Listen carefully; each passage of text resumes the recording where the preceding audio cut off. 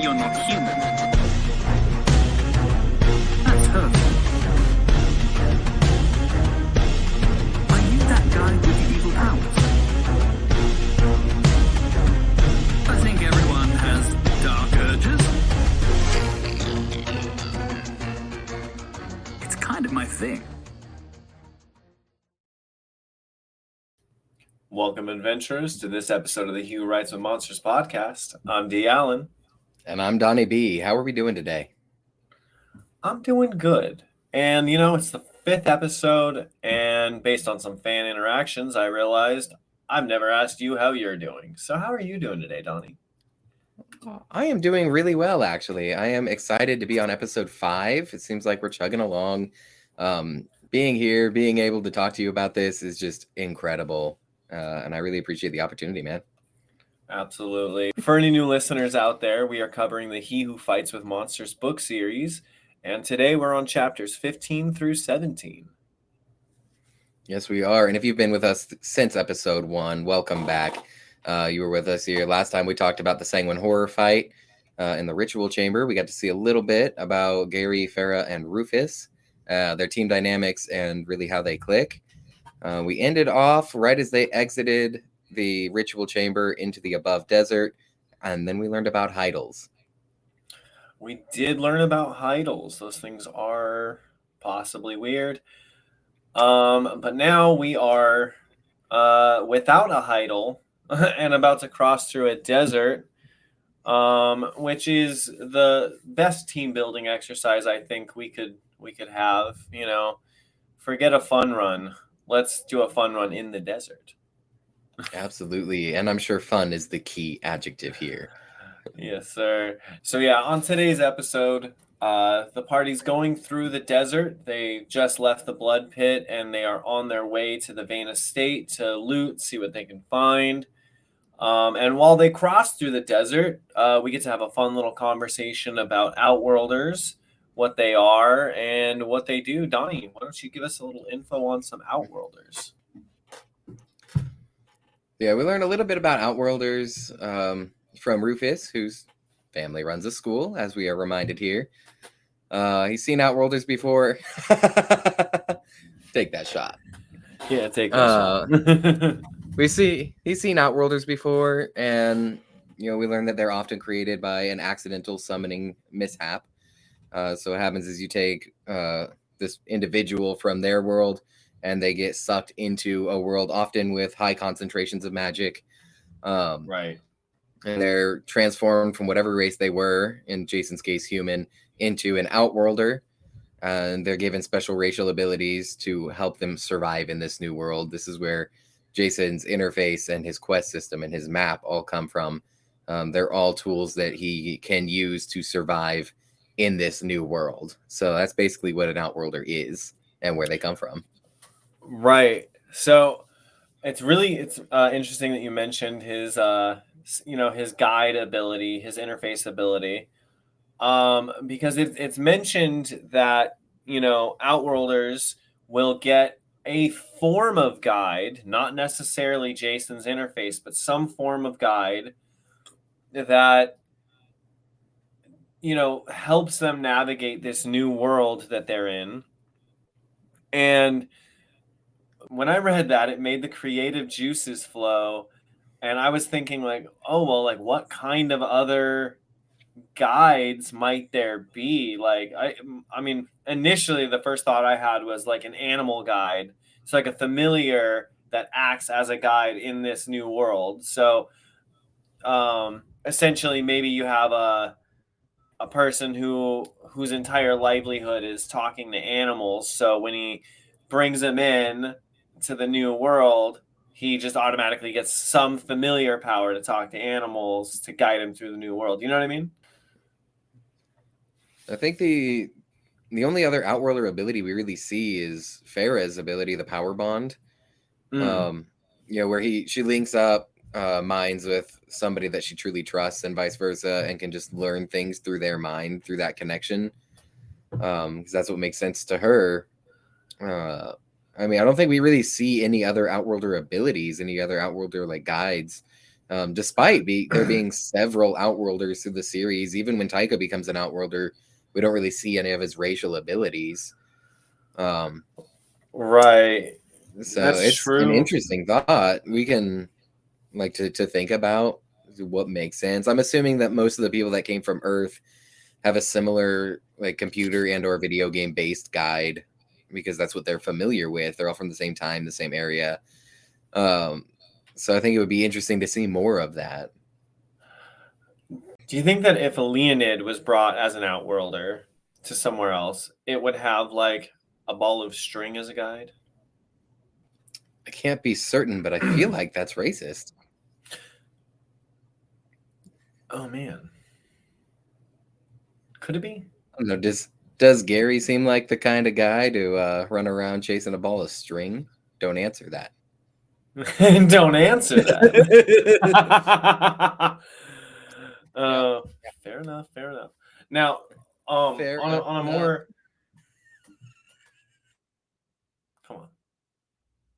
come on, man.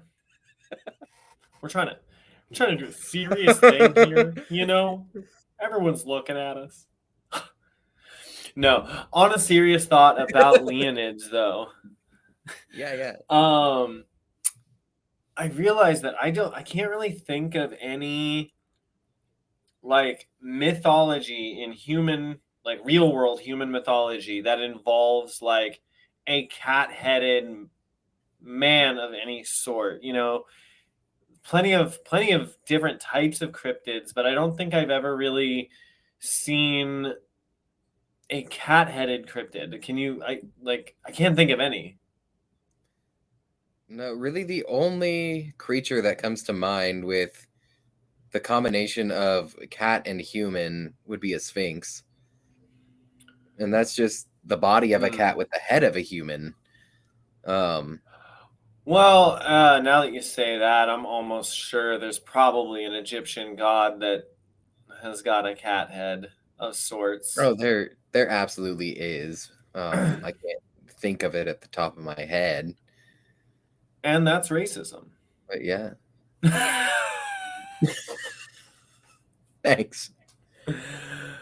No, but I think it's interesting though, because you know, most of the other species in the, you know, in actually really most of any fantasy, you know, there is some real world mythology that you could base them off of. So I guess I mean maybe the Egyptian thing could fit, but I just can't think of like a prominent cat-headed cryptid.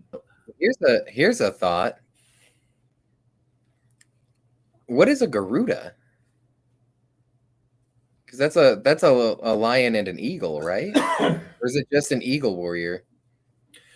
I believe in this series, I believe it's just like bird person, you know, like man with eagle head. Garuda on the whole, I think could be lion eagle, but I'm really not entirely sure. I know in the Legend of Zelda, there's the Gerudo Valley, but those are like the big rock things, so that's not quite the same. Not quite the same way. Is that the Gerudos? I don't know. It's been too long since I played it. Someone link us up with a Legend of Zelda podcast, and we'll figure that out. Yes. I think on the whole, I think this is just Shirtaloon's way of including like a fantasy world that would be recognizable to the greater population while also incorporating new ideas, you know, like the Leonids. I think they're just a brainchild of Shirtaloon himself.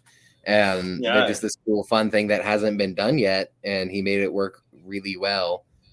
But also allowed us to keep Sorry, I was going to say, that may not be the case, though, because there are plenty of cat-headed creatures in media. You got, Thundercats are an immediate one I can think of. So it's not that cat-headed things don't exist. There's just no I can't think of any other mythology, I guess, than the Egyptology. Almost the right word, but no, I see what you're saying. I mean, you don't. A lot of these other races you would find in like D&D and fantasy worlds and stuff. Whereas in this context, I feel like Leonids are more of a novel idea. Sure, yeah. Um, but it's really cool. Either way, I like the concept of a Leonid, just like a big lion man in a business suit is just a great idea. Yes, I agree. If I could get back to the racial abilities for a second, Mm. there was something while reading through these chapters that really stood out to me that I feel like is a big oversight, and I just want to get your opinion on it, right? Okay. So while we're looking through racial abilities, Jason's learning about all this. He asks Rufus, he's like, "Hey, because my world doesn't have any magic, is that why I never had abilities before? And I'm in this world now, that's why I have abilities now." And Rufus is like, "Well, I don't know. It's very possible." And then in the very next page, he describes how his and Farah's racial abilities, being human, evolved with their essence choices, right? And that's how humans Mm. work. Their racial abilities evolve and take on the shape of whatever essences they have, aside from faster XP gain and stuff. And I Right. feel like Rufus, especially, you know, being a teacher in himself and having that generational teaching in his blood, would absolutely pick up on the fact that Jason's been calling himself human this entire time, and just be able to explain, well, you might have had racial abilities, but you didn't have any essences, so they wouldn't have manifested into anything. So he wouldn't be able to use them without the magic of essences. True, but he, as a human, should have had those same racial abilities, just not unlocked yet. Dude, that is crazy. I hadn't even thought of that. Uh, when we had talked about this before, humans' abilities were or other species' abilities were inflexible, and humans on Palamustis would, be flexible with abilities. But what I hadn't considered is that in the low magic zone of Earth, all the humans that exist there probably did and do have racial abilities that they don't know about until they get their essences. Yeah, and that's probably true. That's something I always imagine, like with the network, when they choose to create essence users, those essence users go through the same racial gift evolutions every time they absorb the essence. And I'm sure they have some research department that's been able to connect extra abilities when this happens. But it's impossible to really determine for sure without all the resources and knowledge of Palamustis. But it's like, I feel like every human on Earth would have the inherent dormant racial abilities of any human anywhere. But I feel like even as he explains it about himself, he would have been like, well, actually, you probably did have racial abilities, just not awoken yet.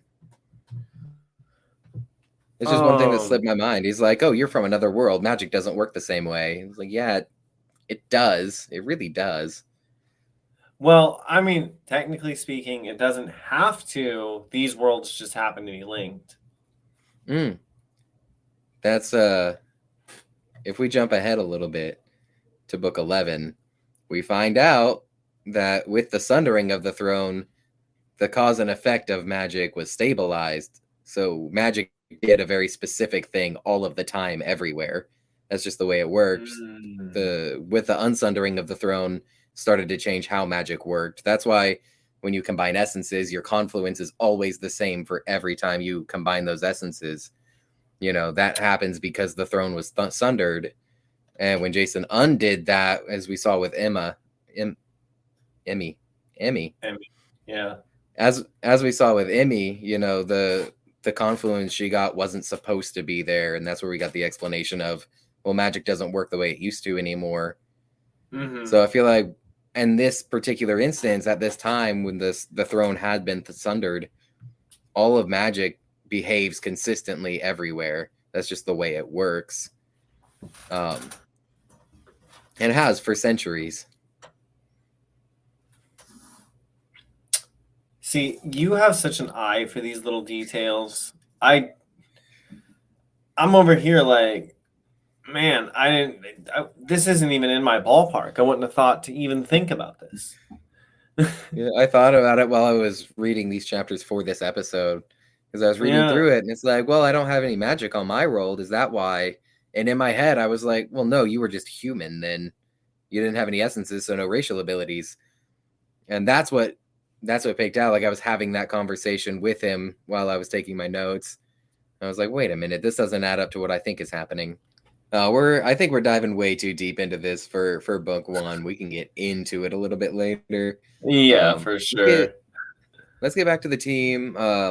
They're trekking through the desert while this whole conversation is going on, not getting nearly as deep into it as we are. Well, the one thing I really loved about this scene in particular, as they're going through the desert, you know, Jason is suffering from mana toxin really bad. Mm-hmm. And the only thing that he can do to keep himself conscious and living is drink water, which Farah happens to have a great supply of. And it's pointed out that you know, she doesn't usually need water. None of them need water, so he's lucky she even had it. And it is my firm belief that it is this moment right here, this decision that saves his life overall, that turns Jason into the prepper that we see later on in the series when he becomes his own adventurer. That is fair. I literally have written in my notes, Farah is prepped, but for who? But for who? I think she's just prepped. And to be fair, all of her powers are fire.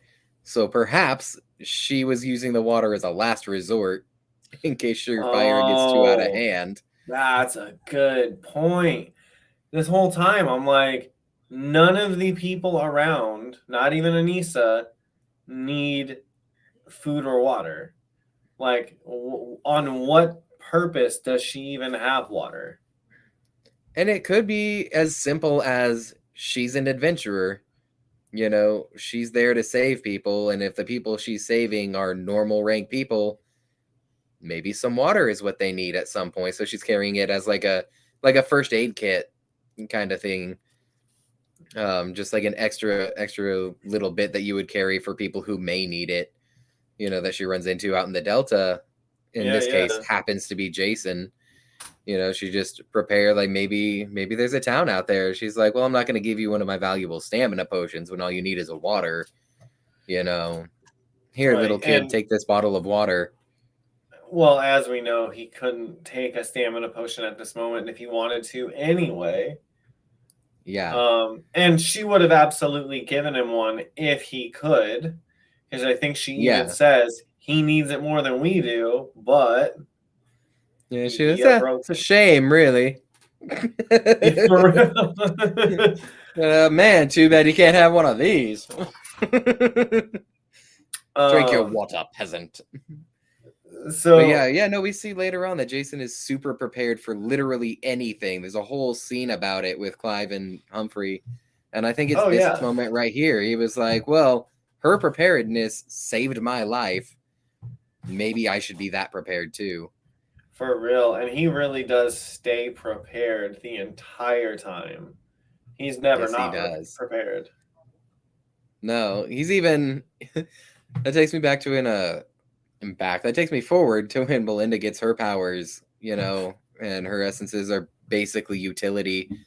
And, you know, even then she's like complaining, like, oh, well, I can create anything that as long as it's simple, you know, I can do anything.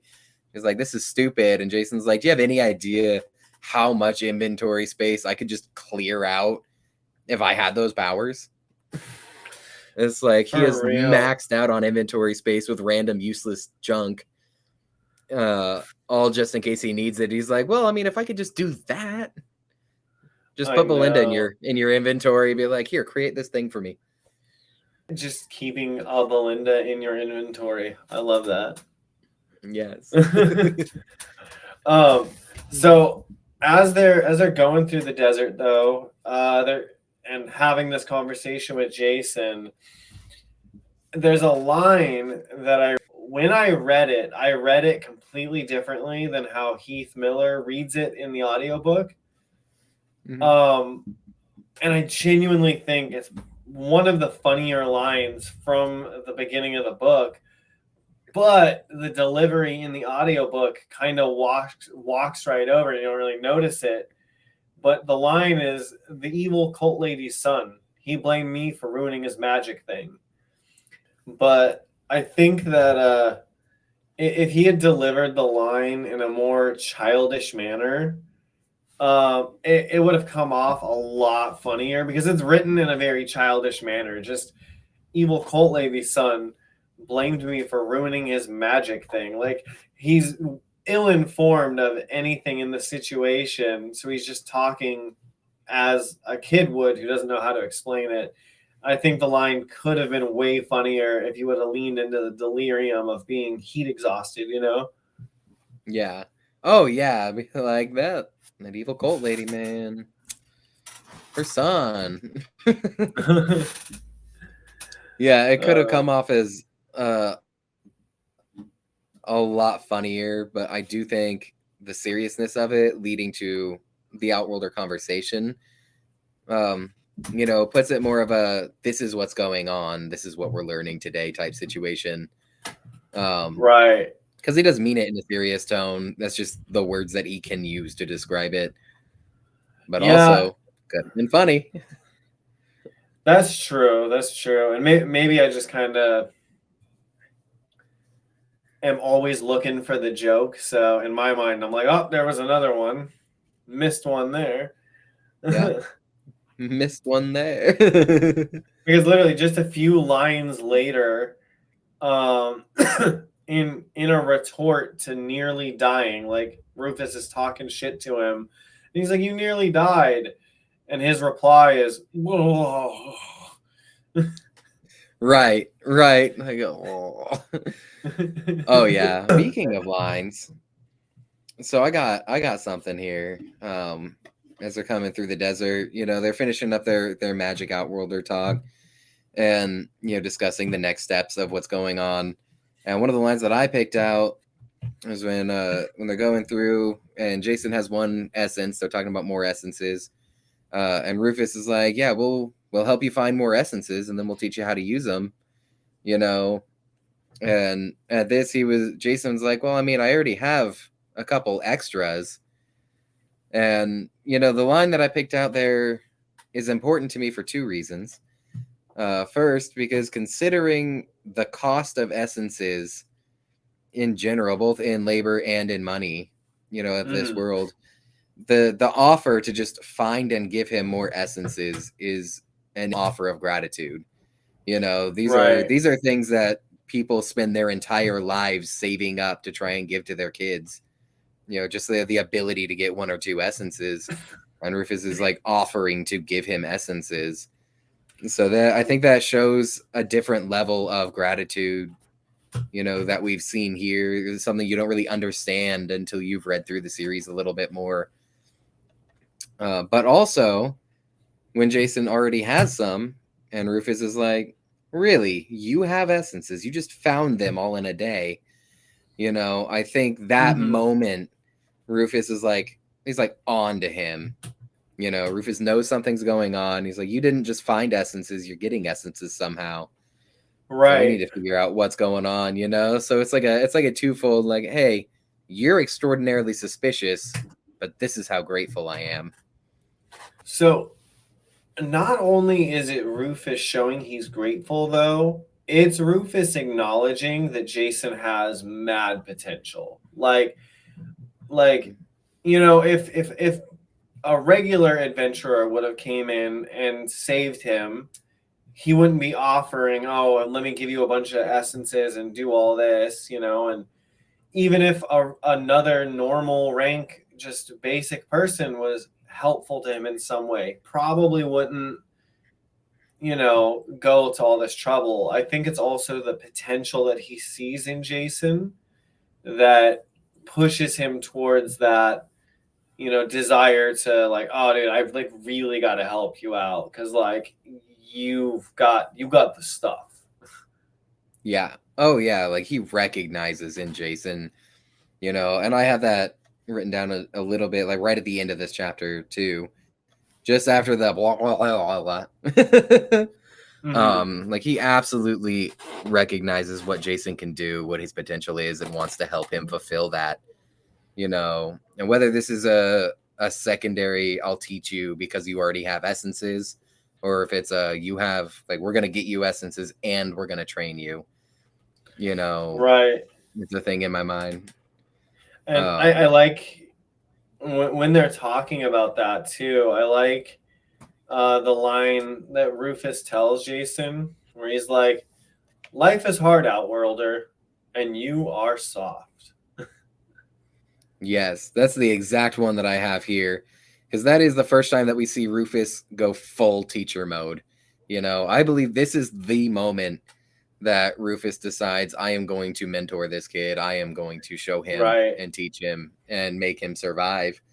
It's in this moment because he abandons all of the joviality he had earlier. All of the banter. It's just, this world is very hard, and you are very soft. We're gonna fix that. Because this is right after they had run through the desert to get to the estate, and Jason, being carried, almost died of heat exhaustion. Right. And another point in Gary's corner, by the way, dude hasn't even broken a sweat while wearing full armor. Or no, he wasn't wearing the armor yet. He puts the armor on after.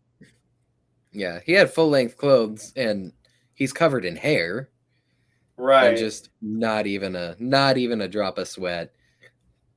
Yeah, and I really liked it though. Like just to see, what essences and what being an essence user really means. Like they literally just trekked at like surface street speeds on foot, and they're like, oh man, I'm a bit parched. I could use a little drink. Yeah. Well, and that actually brings us to a more philosophical question that I had for you. Because while this is all going on, they're topping up stamina potions. Gary's fine. Jason's on the ground unintelligibly using consonants. And he's questioning. He's like, why are you guys like this? And I'm almost dead from being carried. And we get a little bit of a description into the recovery attribute, upper level bronze recovery. But they ask, Rufus asks, do you know anything about the attributes? And the only one that Jason remembers is power, right? He's like, one of them's strength, I think, right? And this caught my eye, and I was questioning with you, is power the only one that he remembered of the list, because that's the one thing he needs most of? Is this like a hint to will to power type thing? Or is it just because that's the first ability on the list and that's the only one he can remember because it was first? I'm definitely going to go with option B there, because all day he's just been running from one problem to the next. And he really hasn't actually had time to sit down and process anything yet, let alone break down his newfound powers and abilities. It's just some stuff that's being thrown in his face and he's reading. So I definitely think, at least on my end, I view it as he's just he's just read that, and that's like the one thing he remembers because it's a piece of information that he happened to remember in his crazy ass day. Fair enough. Fair enough. So at this point, they're getting ready to go into the actual Vane estate. Mhm. And a cool piece of like scenery and setting that we get in terms of like magic description is the magic field that is keeping the Vane estate as like a nice chill climate, very green grass, but literally just an oasis in the middle of the desert. Yeah. And it's this essentially idyllic little spot, except you go in and it's nothing but cannibals killing people. like That's fair. Well, like and to that effect, like not only is this the first time we really see uh a greater magic array in work in this world, reading through it, even the several times that I did, it wasn't until now that I realized that the estate is actually a lot bigger than I initially pictured. Because we've seen the house and the hedge maze, the well and stuff. No, when they enter into this estate, they cross the barrier and they have to go through an entire forest. Like it's a massive forest that surrounds the thing. It's got creeks and brooks and clearings, and everything. It's just like an actual forest leading into this estate. I never imagined the scope of the estate itself. I did not catch that. I 100% have imagined it as like essentially, like a 5-bedroom house in the desert with like a front and a backyard kind of situation. Yeah, no. As soon as they cross the border, it's like an edge of grass going around it, and then they walk into a forest and they follow the trails through the forest. Through the creeks, as mentioned, the babbling creeks and the all of the trees and the thin cut paths through it, and then they come out onto a massive field, and that's basically the front lawn for the estate. It's just this big old field with a river, and then the hedge maze is off somewhere over here. Oh, that's crazy. Yeah, like it's a full-on mansion in the middle of a field, in the middle of a forest, in the middle of the desert. That's insane. Yeah, I did. I was not picturing it like that at all. It was 100% just like a much smaller, literal oasis is what I was picturing. Yeah, that's what I thought of. I've gone through the series 4 times now, and only when I was reading for this podcast was I like, yo, there's a forest? And then it actually clicked what that meant. I'm like, dude, this place is big. Well, not only is it big, that kind of changes the vibe in my mind of like how it feels when they're approaching. Because like in my mind, they're approaching just like a nice little house with, nice little yard and stuff. Honestly, the forest alone makes it feel a lot more threatening. Like if you want to come here, you gotta go through at least something. And they may have just been lucky to not run into anything in that situation. Right. Especially knowing we have carnivorous plants out there. There's probably some bloodthirsty animals.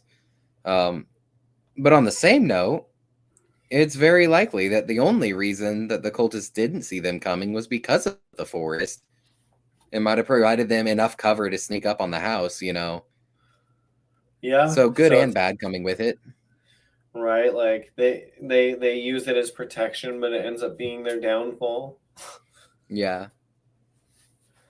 Yeah, no, it was just something I picked out that I thought was interesting. That is interesting. Well, now that we know they get through a forest, after they get out of the forest and get onto the land, like onto the actual property, like Jason is kind of like, oh, well, maybe I don't want to go in. And Rufus is like, you want to stay here by yourself? Yeah. Dude, this is actually a very Scooby-Doo moment for me. Because I watched a lot of Scooby-Doo growing up, and Shaggy and Scooby are always like, well, we're not going in the scary house. It's like, man, I don't want to go into the haunted house. And Fred's like, well, fine, we'll go. You guys stay here alone. They're like, on second thought. Yeah, we'll be right there. This does feel like that moment for sure. Yeah, it's like, I get it. Like, I'm not really good in a fight. Do you guys really want me in there? And they're like, do you really want to be alone? And that like flips the script back. He's like, you're right. I am not an asset. You are protecting me. But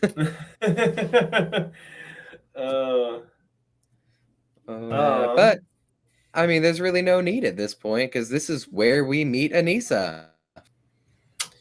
Yes, we do. Well, we've met her before, but we get to see her again.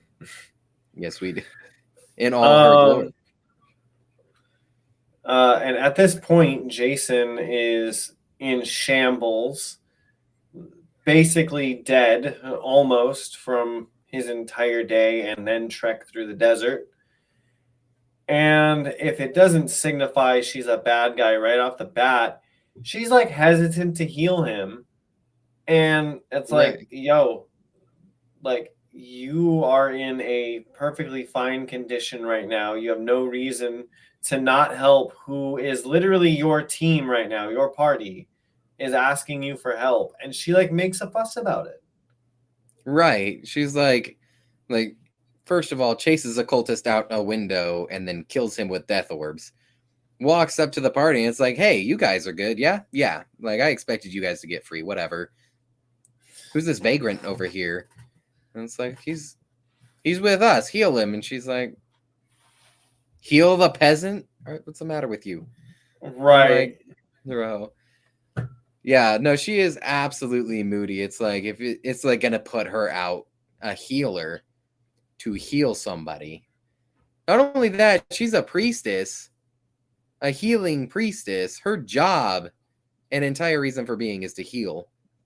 And to heal those who can't heal themselves. Well, she's a member of the Church of Purity, though, not the Church of Healer. Granted, not that the Church of Healer would have been that much better at this point anyway, but she views Jason as unclean, so I mean, she obviously doesn't want to help him based on her bias, which I'm sure is theoretically how she could have explained away her hesitancy, but in my mind, it indicates guilt. And another thing that indicates guilt, maybe I got this wrong, but when they get to the estate, is she already just running around free? Yeah, I had that noted too. So when they get to the estate, the first thing we see is a cultist jumping out of a second-story window and running away from the estate. And then her standing at the window like, yeah, you think you can get away?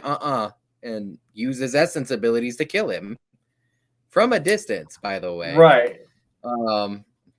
Yeah, I'm sitting here like, presumably, the only thing that makes sense to me with the reason she has her collar off and is running around, at this stage in the book, the only thing I can think of is, well, they were about to cook her because Derek wanted to try an elf. And so they took her collar off to kill her, which I cannot possibly imagine a cannibal cult of this longevity ever making that mistake. Right. So that would be the only in-house feasible explanation. However, we know in future that Anisa is not who she seems to be, got some other stuff going on, and is actually working alongside these people. Like it was like they were freeing her. Right. Well, and it's hard to really pinpoint throughout the series what actually happened here, because we know that in the long run they're there. So she's basically there to clear out the cult so that the builder cult can take over the property and use it as a base of operations. And Purity is working with them in this effect. Right. And we know that Landemir was in on it. So it's very possible that when she got captured, Landemir had given her a key to the suppression collar so that she could free herself. I don't think the vast majority of the cultists in this area are aligned with the builder cult. I don't even think they know what's going on. But somehow she got free. I was gonna say when Cressida mentioned seeing Landomir's like whole situation blown up in his face, she's like, told him to stop messing around with stupid stuff. Like so, she wasn't involved in any capacity. Yeah. Anisa, however, definitely got some stuff going on. And like another note I have here is that clean indicates guilt, because she is like, she's clean. She's wearing nice clothes. She's feeling good. Nice white purity robes or whatever it is she wears on. And like those were the two things that stood out to me. She's like wearing perfectly clean clothes, and she's just running around when they show up. Like, well, wait a minute. She was dragged off, to be murdered. So, to be fair, as fair as you can be, the fact that she's wearing clean robes, I don't think means anything at all. Because if you think about it, every member of the clergy of purity that we see throughout the entire series, whenever they're in their purity robes, it's always 100% perfectly clean and perfectly white. Purity is kind of their thing. There's no filth. I would not at all be surprised if all of their clothes are enchanted to resist all kinds of debris and detritus. So I don't think it's possible for her battle robes to get dirty. Because she's a priest of purity, I don't think it's even possible. Okay, that's okay. I'll give you that. I completely walked over the fact that she's a purity priestess. I literally wrote down clean indicates guilt. Like, no, clean indicates purity. Yeah. As bad as that sounds. Yeah. All right. Well. Oh, I did just think of something. We're backtracking a little bit, but I did think of something when it comes to Anisa healing Jason. Yeah. So, just a question that I had for you because I couldn't come up with an answer. When they asked her to heal Jason, Gary comes up and he's like, "Yeah, we've been pumping him full of potions, but he could use a top off, a little healing spell." And as we just went over, that's not at all what happened. He's under mana toxicity because he took 2 gold spirit coins back to back and then try and drink a potion, but the toxicity wasn't due to the potion, it was due to the spirit coins. So they haven't given anything but water, so this is just straight up a lie.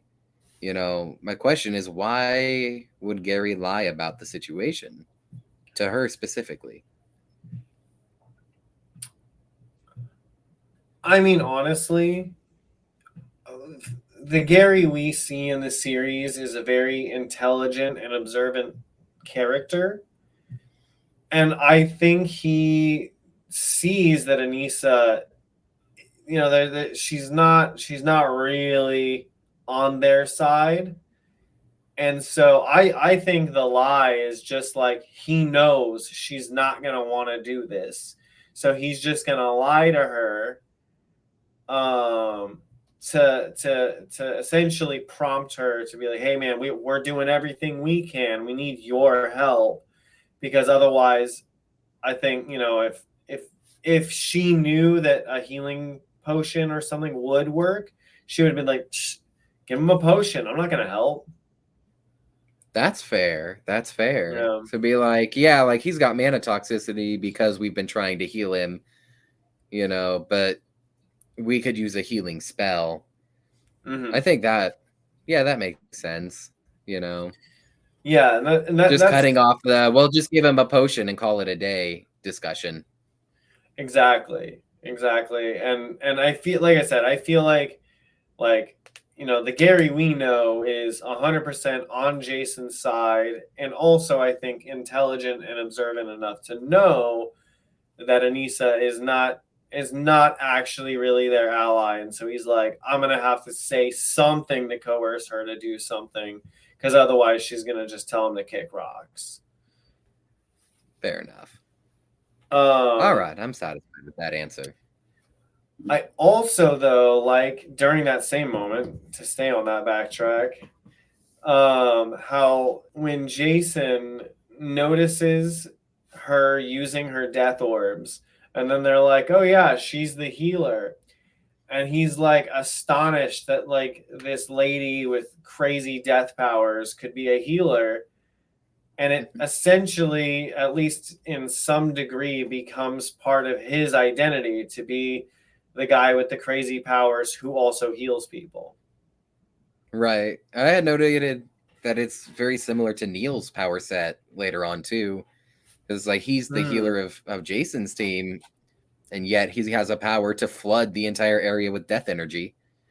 So it's just like kill everything around you, but also am healer. And Jason's very similar, kill everything, but also am healer. Kinda. He's To be fair, more Jason minor heals, but yeah. I mean, like yeah. if it was D&D, he'd be a bard with like healing word or something, effectively. But Yeah. Yeah. he's not prioritizing healing magic. It's just like an effect that he ends up with. But Yeah. Basically the opposite of Anisa, if you think about it, because instead of healing everything with death power, it's killing everything with healing power. that's yeah, that's a good point. Now back on Anisa, Yes. and all the cult stuff. So once they regroup with her, essentially they're like, all right, we're about to go raid this, and we're gonna go pillage this thing.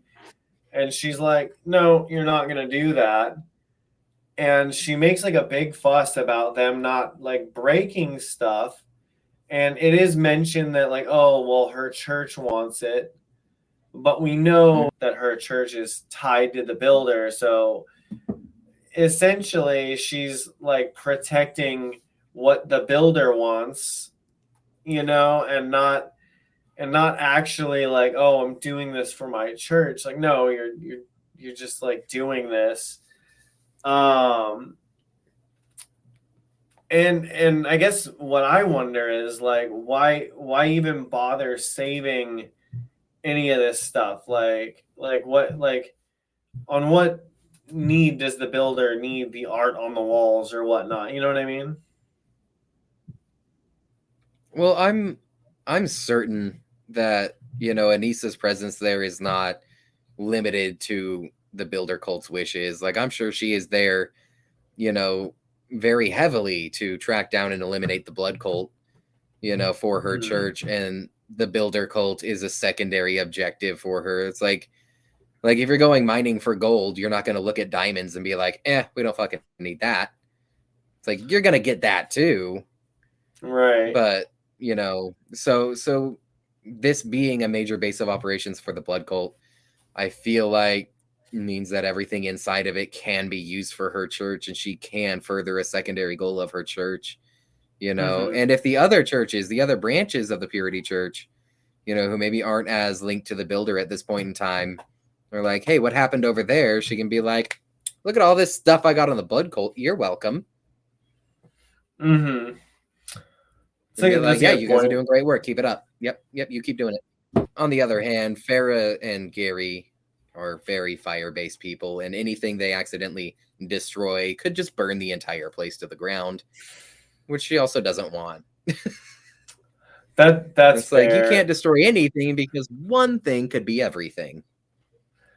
That's true, and I hadn't thought about specifically Farah. I mean, I don't know if Gary does he actually have fire powers. He has forge powers, which are heavily reliant on fire, which we see when he dons his armor. His armor is basically just a suit of armor with a forge in the middle. So he's got fire inside of his armor, and it radiates heat. His summon, his golem, his forge golem, is basically just a walking forge. Got you, but like, does it deal fire damage though? That's the question. Yeah, we see later on in the series this forge golem has got the cavity in his chest, where he opens up the doors of his chest and just spews fiery coals over everything. Oh, It's that's just fair. a massive fire blast out of its chest. That's Which fair, yeah. this brings me to a point that we were talking about last episode. Mm. So when they, skipping ahead a little bit, when they decide that they're going to search the grounds for other cultists, and it has been decided that Gary and Farah will search the outside specifically, they summon up their summons. Farah's lava beast and Gary's forge golem, and it's actually specifically mentioned that they let the summons scout ahead, several yards ahead, because of the heat that they produce. It's very uncomfortable being near them. Like they have to go way over there because of how hot they are. And this just reminded me of our conversation that we had about, lava powers in an enclosed space not being a big deal. That's right. I was like, hey, we were just talking about that. And these That things is are right. hot, but Terra's lava isn't? Well, except you made a valid case that it was. And it was just being directed and whatnot. But I think Shirtloon's a really attentive author, so I think he has thought of stuff like this. Oh, for sure. There is one other mention that I wanted to bring up when it came to the summons. So we have what I believe is on the same lines of that's hurtful from a writing perspective, from a series perspective. When they're told to scout the outside, Rufus goes, make sure you don't cause any unnecessary damage, right? While you're out looking for things, anything that's not bolted down, you can take, but don't damage anything, right? Right. And so they're out scouting, and Jason brings up the point, like when they're burning through the hedge maze, burning a path through the hedge maze. He was like, I don't really think you were supposed to do that. And Gary brings up, like, hey, he said to flush it out. He didn't say how. And Jason goes, well, he did say no unnecessary damage. This means you. And the very next line of that paragraph is one that, again, every character at some point says through the series and gets echoed on throughout. And Gary says, whose side are you on? And then Jason goes, justice. Yeah, and we see that a lot. real. Everybody at some point says, whose side are you on? And for a few books, the answer is justice. And then there's a couple of switches, a couple different answers that comes it. But like you hear this, and Farah in like the next the next two chapters, Farah says that same exact thing. So it's kind of crazy. There are a few lines through the series that echo through the series, and this is just one of them. And it's funny because as of right now, book 12 has been out for a week. And I haven't finished it yet, but that reference pops up in book 12, like in the first, I don't know, few hours of the book. It pops up, and they literally, he makes the justice comment. Yeah. Whose side are you on? Justice. Yeah. No, it's just one of those things that carries on. It is. And I mean, Shirtloon is good with that. He likes to carry his jokes on book to book, and even if they don't get mentioned very soon, they usually get mentioned again somewhere along the line, and it's always in the right little neat spot to make you giggle. So I love that. Yeah, he does it so artfully. It's like a continuation of a joke, but it's funny every time, and it's so well crafted. Yes, it is. All right, so before we wrap up, I've got nothing left to say about Anisa. Well, nothing nice to say anyway. You got anything else? Mm-hmm. No, aside from how she's so incredibly sus at this point. Nah, I think we've covered everything. It's a brief interaction with Anisa and the team, broad strokes speaking, but yeah, I think we've covered everything in these chapters. Yeah, and I mean, she'll make an appearance later. We're definitely going to get more of her especially I think in books 2 and 3 she makes at least book 2 she makes a bit of an appearance, Yeah. and we get a little deeper into the Anisa lore.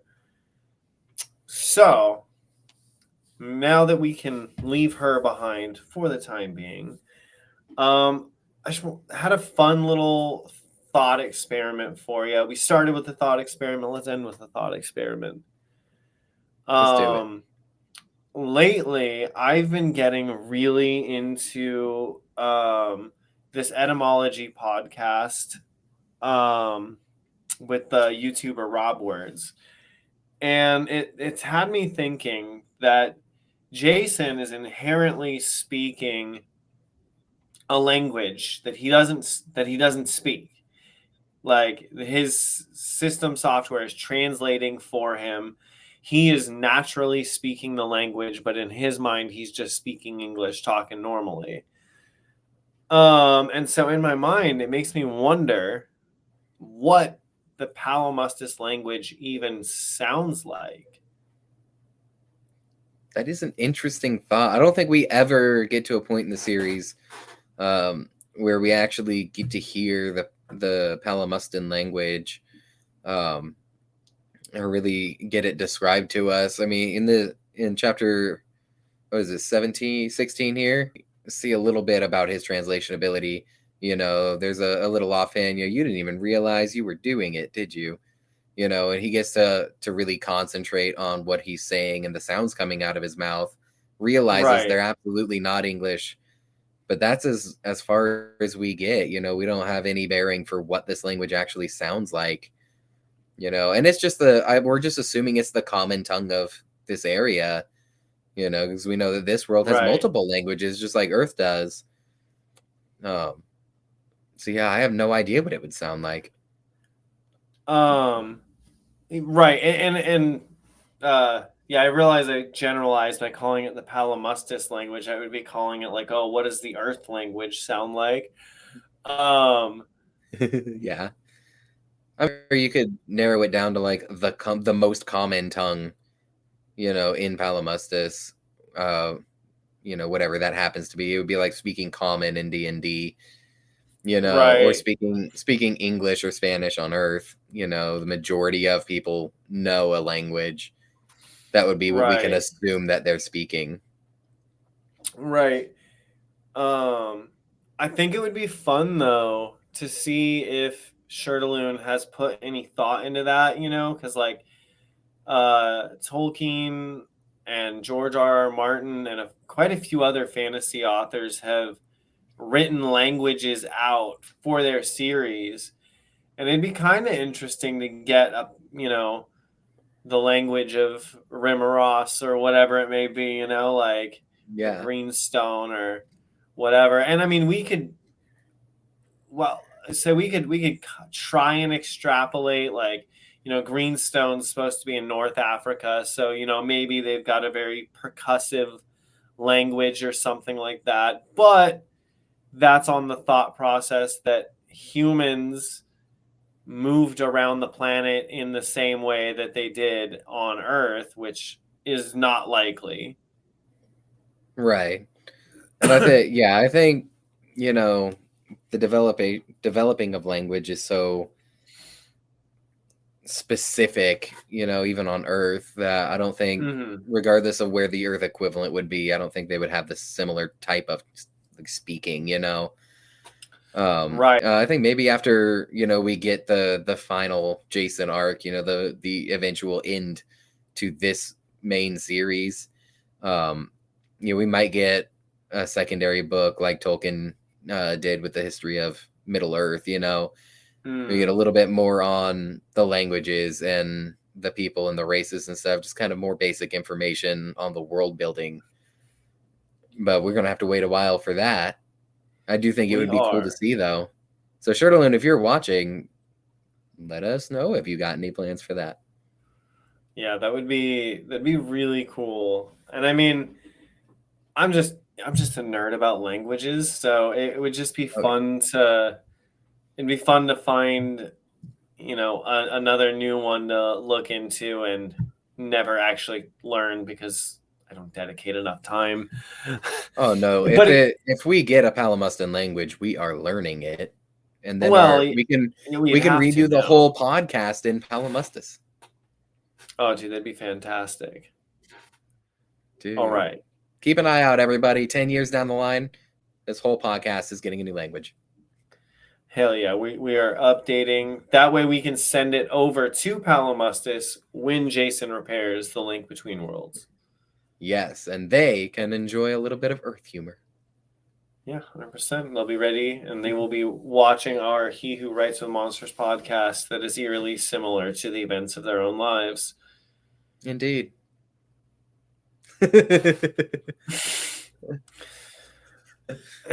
Well, I think that'll do it for this episode. Yeah.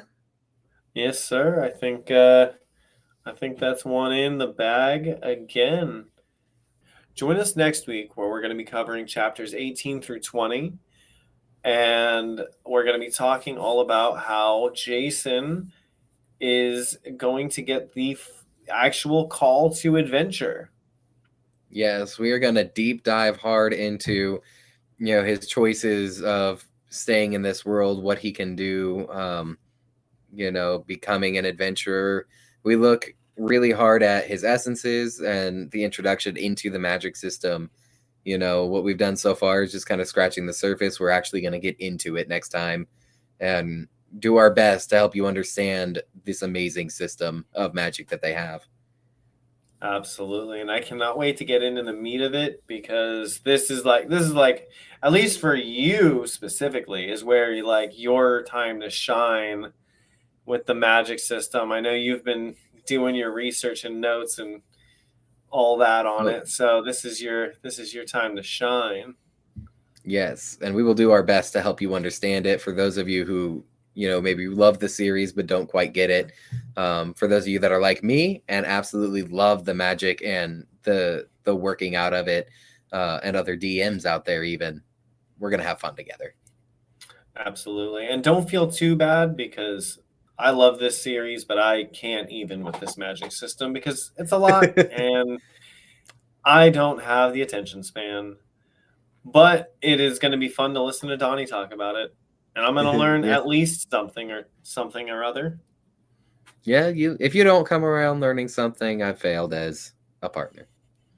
Yes, and a teacher and a father. And a teacher. Yeah. We'll find out next time. All right. Well, till next time, I've been D. Allen. And I've been Donnie B. Remember to go follow us on YouTube, Facebook, Instagram, X, and wherever you get your podcasts. Yes, sir. Y'all have a good one.